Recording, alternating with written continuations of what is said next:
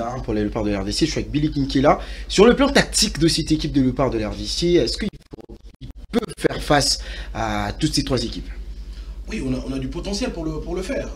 Regardez la prestation des cadres de l'équipe nationale. Ces 2 derniers mois, on sent qu'il y a une nette progression. Regardez aujourd'hui, en termes de statistiques, c'est qu'il produit Wissa et 2 autres. Donc, on peut encore compter sur nos cadres pour espérer faire mieux. Mais malheureusement, regardez le contexte dans lequel, parce que tout à l'heure, on a semblé dire que voilà, ça va être facile, ça va être abordable. Moi, je m'inquiète plutôt pour l'équipe de la RDC. Regardez lorsque les sélectionneurs, parce que c'est lui qui met en place un plan tactique avec lequel on va jouer.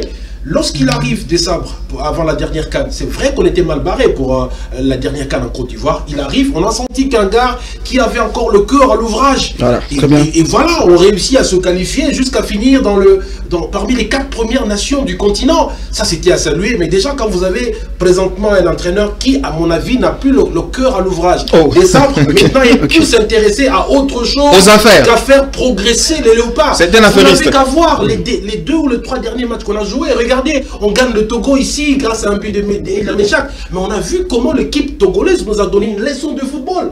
On sentait plutôt de progresser par rapport à la dernière CAN. Et c'est la seule équipe du groupe qui n'a pas progressé. Regardez le Botswana avec Morena, le nouvel entraîneur qui arrive. On sent que 12 ans après, je crois, l'équipe s'est qualifiée pour la CAN. L'équipe est en train de progresser. Le Sénégal, regardez le parcours du Sénégal dans les éliminatoires de cette CAN. C'est 10 buts marqués contre un seul encaissé par rapport à la dernière fois qu'on a joué. Mais vous avez commencé à apprécier mais Billy s'est contredit à mon avis. Vous avez commencé par apprécier les performances de l'équipe nationale.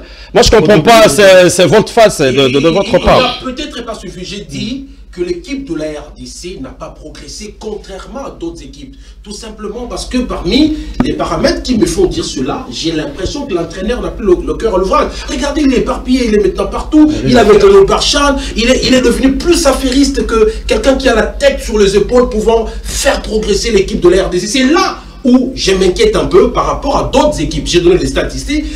Les faits sont sacrés, vous n'avez pas contredit les faits. Donc, l'équipe de la RDC... Comment les contredire quand c'est l'équipe de la RDC n'a pas progressé. Le Botswana a progressé depuis qu'ils ont un nouvel entraîneur.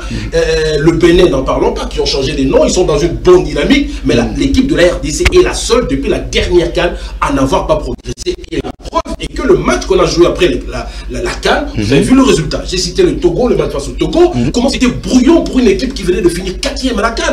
Le contenu de nos matchs, les 3 derniers matchs qu'on a joué, même à domicile, c'était du n'importe quoi. Mais Billy, c'est pas pour rien. C'est pas pour rien. Je venais de le dire que les sabres ont intérêt à nous montrer que ce n'était pas un coup hasardeux lors de la dernière. Tout à fait. Parce que là, les signaux ne sont pas en faveur, on va les dire.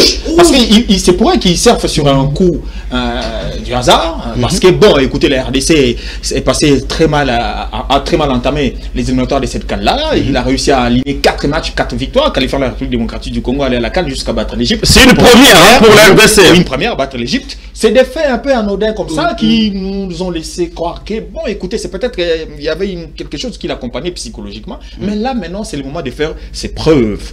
Le moment est arrivé. Il a fait cette campagne des éliminatoires avec 4 victoires. Il termine avec 2 défaites. C'est là où j'ai rejoint Billy, qui est là, il a très mal fini. Mais attention, maintenant, c'est la phase finale qui arrive. Écoutez, monsieur, tu nous as montré un visage lors de la dernière CAN. Maintenant, au Maroc, il nous faut asseoir la certitude ou l'attitude qu'il y a eu lors de la dernière. Parce que techniquement, pour répondre à votre question, parce que la question c'était celle-là. Là, j'étais dans le contexte, je réponds en 10 secondes.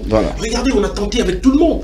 Aucun avanceur n'a réussi à s'illustrer. Banza, Banza est dans son championnat le meilleur buteur ou parmi les 2 meilleurs buteurs. Et Sendé est sur une bonne dynamique. Mais pourquoi ici ça réussit pas? Même Wissa qui brille, qui est devenu d'ailleurs dans l'entretemps le meilleur buteur de Brentford en championnat. Mais à l'équipe nationale, ça parlait chinois. Donc il y a lieu de réfléchir sur un plan tactique qui malheureusement est en train de tarder à se mettre en place. Voilà, il y a des soucis apparemment. Normal, logique.